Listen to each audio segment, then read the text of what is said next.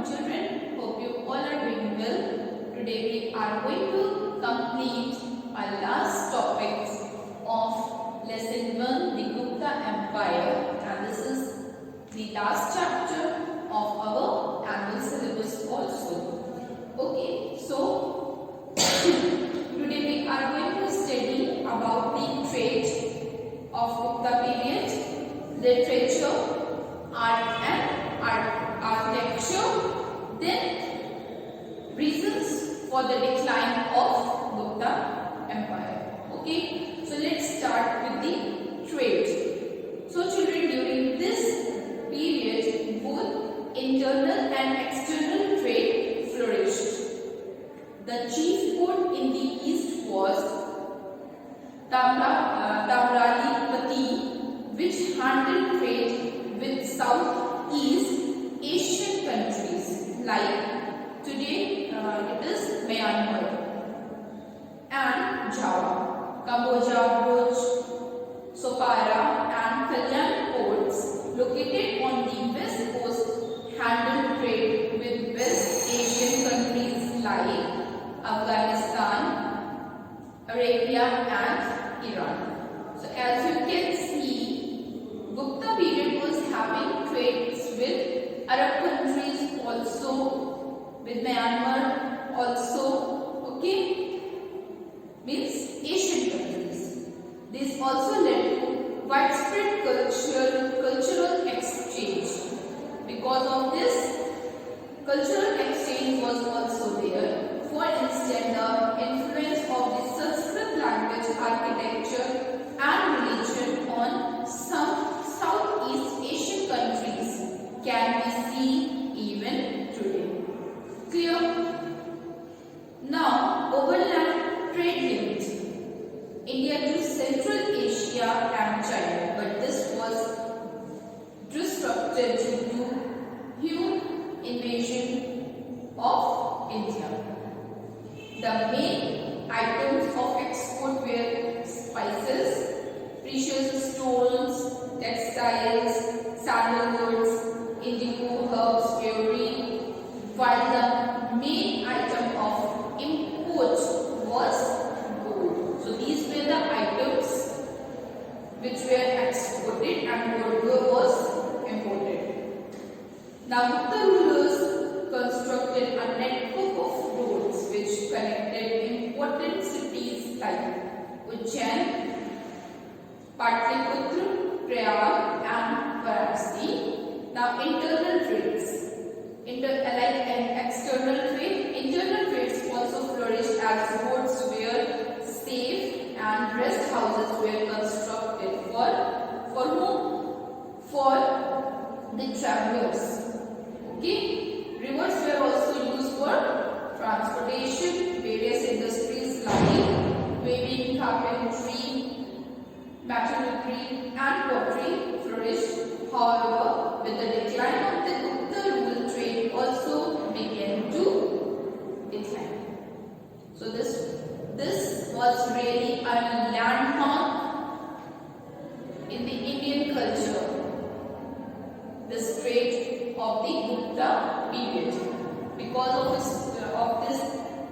wonderful trade, because trade flourished, India was having a nice relationship with all the countries, and this led to the exchange of culture also. Okay, now let's see the literature. Now children, as we all know that Sanskrit was the main language of that time. So in King's court, Sanskrit language was used. Some of the greatest treasures of Sanskrit literature were composed during this period. The Gupta rulers themselves were accomplished scholars and their courts were adorned with talented scholars and artists. Kalidas was the greatest gem in the court of Chandragupta II. We all know about Kalidas. Okay, so he was the greatest gem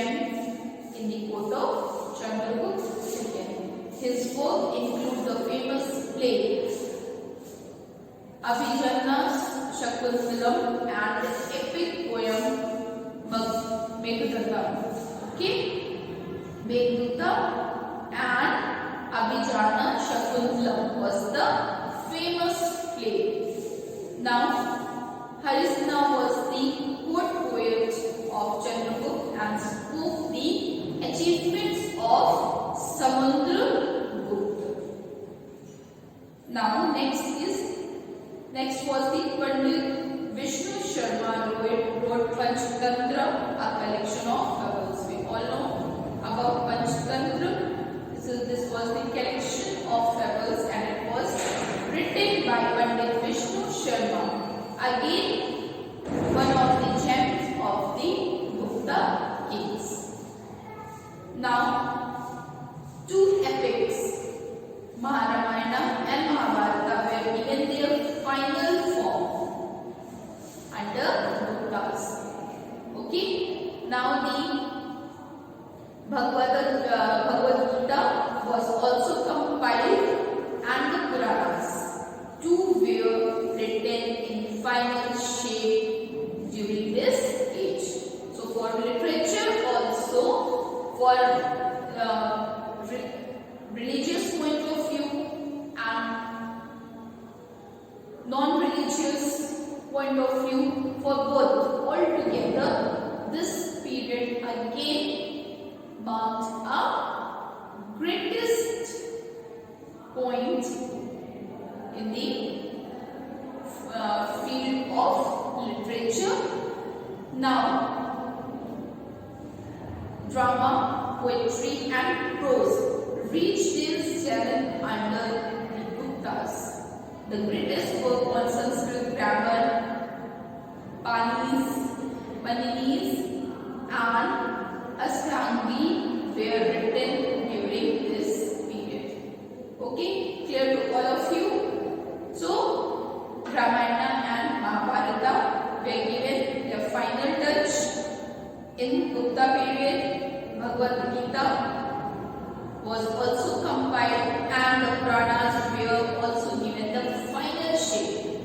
Okay, many drama, poetry and prose on Sanskrit language was written. Panini's, Ashtangyais and many other books were written during Gupta period. Okay, now let's see about the art and architecture. So children, the greatest centers of art were located at Mathura, Varanasi and Patliputra. Clear? Now, Vishnu temple at Deogarh and the brick temple at Bhikagaon are greatest specimen of the Sarnath school of art. Okay, now Gandhara and Mathura schools of art attain the peak of development. The seated image of Buddha from Sarnath and the standing Buddha from Mathura show high level of perfection in the field of sculpture. Okay, if you get chance to go to Sarnath, surely you visit over there. Now the art of painting. Let's see about the painting. These were the statues and sculptures. Now let's see about the painting. Painting also reached the zenith of its splendors under the Guptas, as is evident for the cave paintings and wall of the Ajanta caves in Maharashtra. Clear to all of you? So this was also art and architecture. This was also was having a turning point. Got art and architecture also got turning point in fields of art, painting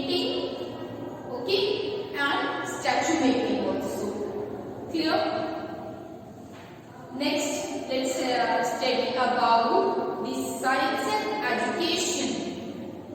Now, in Gupta period, great progress in the field of mathematics, astronomy, and medicines. Aryabhatta, an astronomer and mathematician, came to the conclusion that Earth revolves around the Sun and rotates at its own axis. We all know this. When up to the 16th century, the people in the West believed that Earth was the center of the universe. Okay, in the 16th century, people in the West were believing that Earth is the center. At that time, we discovered that Earth rotates on its own axis and Earth revolves around the Sun. Okay. Now he also gave reasons behind eclipses, the concept of zero, the system of writing numbers using zero and numerals from 1 to 9 was formulated by him. The Arabs who carried it to Europe adopted same system. This is the reason why this numeral system is called Indo-Arabic. Why? Because Arab adopted numeric system from India. Now, the two great physicians of the period were Vagabhatta and Balabhatta, who wrote detailed treatises on medicine. The Ayurvedic system developed medicines to cure various diseases using herbs. So in the field of medicine, Ayurvedic medicine, this period also flourished. Now during this period, great progress was made in the field of higher education. The universities of Nalanda in Bihar and Dakshila in northwest India attracted students from different parts of the world and from foreign countries for advanced studies. So, after ages, this was the first step for the higher education. Okay, yes children, because for the first time universities were built. Okay, first time universities were constructed, was built for the higher education. Not only in India but abroad also students came for the higher education. While Nalanda was the most important seat of Buddhist learning center in ancient India, that Dakshila was specialized in medicine. Okay, now science and education was also at its zenith at the time of Gupta Empire. Okay, now next came about the account of farming. We all know about farming. Under the Mauryan and the Kushanas, Buddhism spread to Central Asia, Afghanistan and West Asia. Okay, finally reaching China and Japan. Many Chinese scholars who wanted to study Buddhist texts and scriptures traveled to India, the land of its origin. One of the Chinese pilgrims was Fan Mi. He was greatly impressed by the prosperity of the Magadha, especially the capital city Patliputra, where he had spent 3 years. The capital city, he wrote, had many well-maintained stately palaces and buildings, artificial lakes and monasteries. Rest houses were built along most major routes for comfort of travelers. Okay. Now let's see the decline. What were the reasons for the decline of Guptas? Now the decline of the Gupta period or Gupta Empire might begin from the time of